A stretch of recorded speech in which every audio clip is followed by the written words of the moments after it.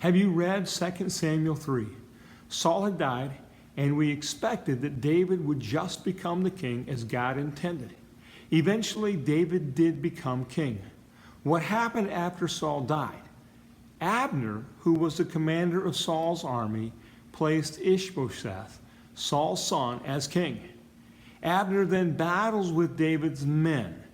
There's a falling out between Abner and Ishbosheth, and Abner then champions for David to be king. Joab, the commander of David's army, the guy that Abner fought against, has a score to settle with Abner because he had killed his brother in apparent self-defense. And he takes Abner's life. Joab takes Abner's life. Once again, David does not celebrate the death of one who for the majority of the time stood in opposition to him. We read in 2 Samuel 3, 36 and 37. Now all the people took note of it, and it pleased them, just as everything the king did pleased all the people.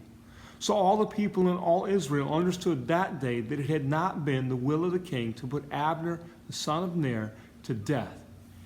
David desired that it be known that the house of David was innocent in the death of Abner.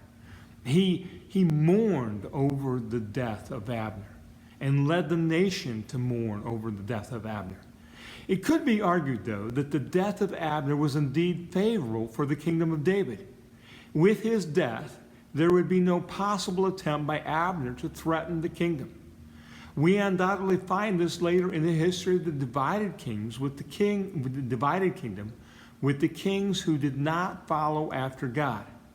I would expect that this was also the pattern for the nations surrounding Israel.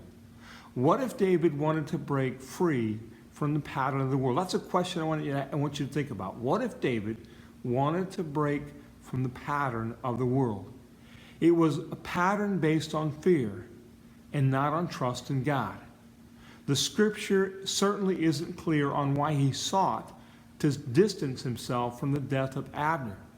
But there is a pause as we reflect on this event to ask ourselves how we deal with events and conflict in our own life.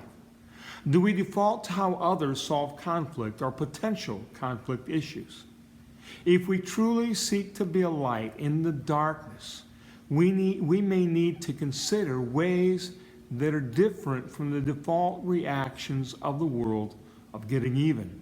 Seek God as you deal with conflict or potential conflict to see how He would have you respond. Keep reading, encourage others to read, and expect to find more gems to help us live like Jesus. Thank you.